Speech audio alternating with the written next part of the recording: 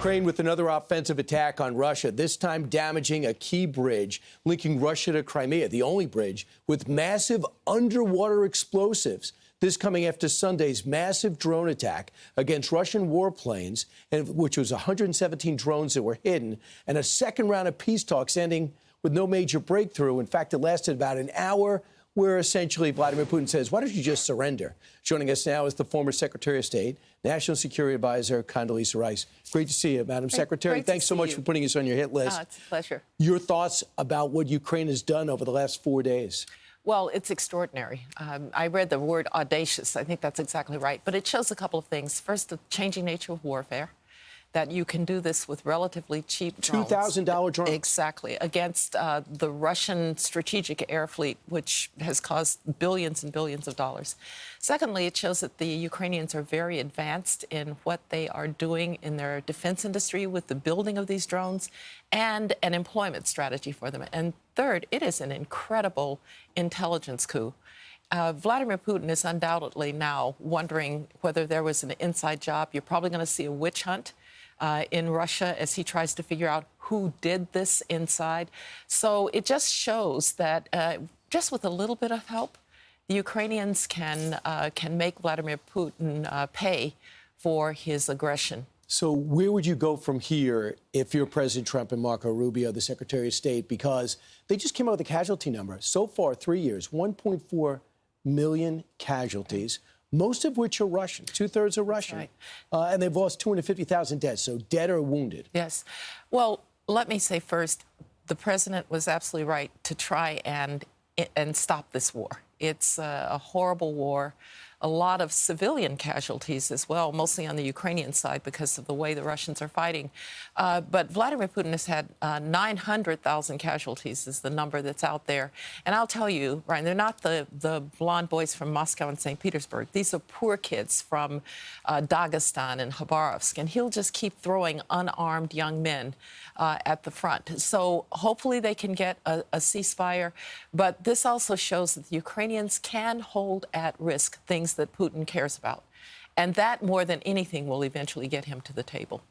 What about the flowing of American arms, which Ukraine says they can buy now? They want more Patriots. They want armaments, artillery that only we can give.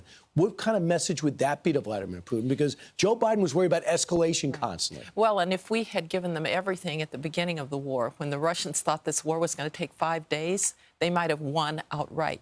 So I would urge that if these talks are going nowhere, if Vladimir Putin is playing along, hoping that he can just keep this war, this kind of 19th century war going, that we will help the Ukrainians, let them buy the weapons, and let them buy the weapons from us and from Europe. So do you believe that the Russians have been sincere at all to this point in the negotiations? Well, I do think there's a little part of Vladimir Putin that recognizes, particularly that the energy infrastructure in Russia is degrading and that he would be better off to stop this war. But it's being overcome by that other Putin who still thinks he can extinguish Ukraine.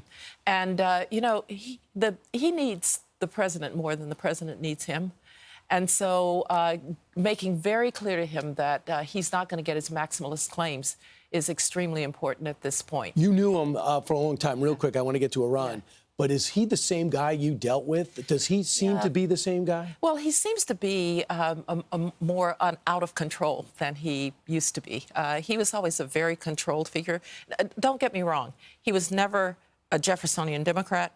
He was always an autocrat. He was always an imperialist.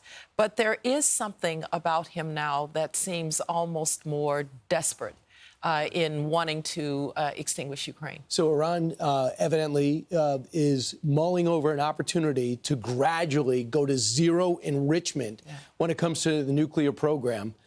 What would you demand from Iran? And do you believe at all they are serious in getting rid of the nuclear program in order to get rid of sanctions? First thing, remember, there's only one decision maker. That's the Ayatollah.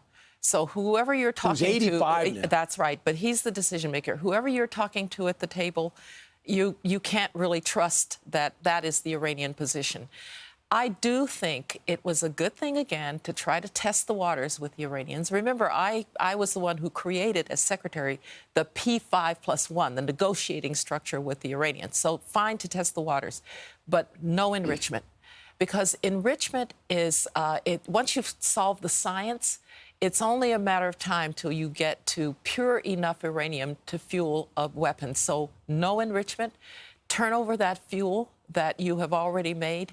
And by the way, never think about trying to put together bomb design, fuel, and delivery vehicle. And the Iranians are in a weakened position right now. This is the time to have a kind of maximalist claim. I will say, I read in the papers the administration is going to give up on this.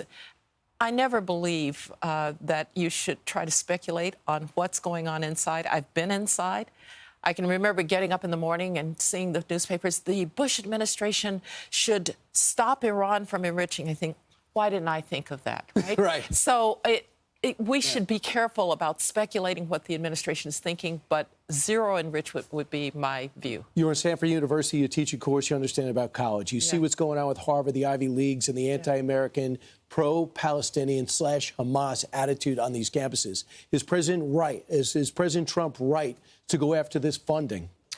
Well, let me say, universities have made a lot of mistakes, including in the way that reacting to October 7th. You know, our kids chant from the river to the sea. Some of them don't know from what river to what sea.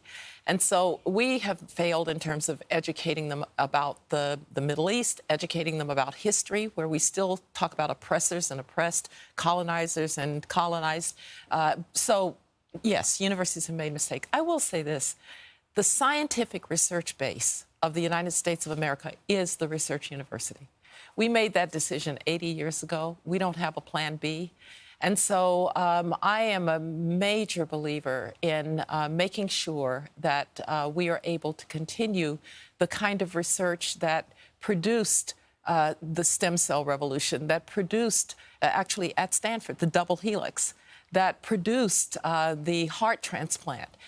We just have to make sure, especially at a time when we are being challenged by China along the technological front. But you also agree that to get a message to these universities, funding is basically the only way that gets their attention? I don't know. I just want to make sure that when we come out of all of this, that scientific funding is intact. Because, Brian, we will pay a price if we don't have scientific funding to do the things that have led to this magnificent innovation that we have.